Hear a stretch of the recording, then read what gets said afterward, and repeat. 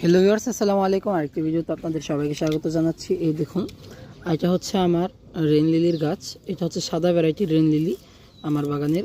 এরকম দু একটা গাছ আছে আমার সাদা ভ্যারাইটির, কয়েকটা টবে আছে, 2-3টা টবের মধ্যে মূলত। তো আমি আজকে আপনাদেরকে এই রেন লিলি সম্পর্কে কয়েকটা কথা বলতে চাচ্ছি। যেহেতু রেন লিলি বর্ষাকালের একটি ফুল, এটাকে বাংলাতে ভুঁইচাপা বলা হয়। এই ফুলের দু একটা পরিচর্যা করলে কিন্তু বর্ষাকালে প্রচুর ফুল পাওয়া যায়। আর এমনিতেও পরিচর্যা ছাড়াও কিন্তু এই গাছটা প্রচুর ফুল দিয়ে থাকে, কিন্তু পরিচর্যাটা করলে রেগুলার টাইম টু টাইম ফুল পাওয়া যায়। এর মধ্যে প্রধান একটা পরিচর্যা হলো গাছের পাতা কেটে দেওয়া। এই যে দেখুন, কয়েকদিন আগেই মাত্র আমার এই গাছে ব্লুমিং হয়েছে। আগাগুলোতে দেখুন এখনও এই সিড পটগুলো রয়েছে। আমার তো সিডের কোনো দরকার নেই, এই কারণে কিন্তু আমি এগুলোকে কেটে দেবো, সঙ্গে পাতাগুলোকেও কেটে দেবো। এই যে ঠিক এরকমভাবে, এই যে এতটুকু এক মুঠো মতন রেখে আমি বাকিগুলোকে কিন্তু কেটে ফেলে দেবো। আশা করি বুঝতে পারছেন। আমি আপনাদেরকে কেটে দেখিয়ে দিই।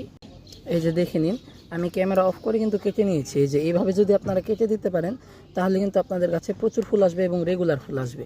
হ্যাঁ, একবার ফুল ব্লুমিং যাওয়ার পর, মানে ফুল ফুটে যাওয়ার পর আপনার পাতা সহ এই ডাঁটাগুলোকে, ফুলের বৃন্তগুলোকে সবগুলোকে কেটে দিবেন।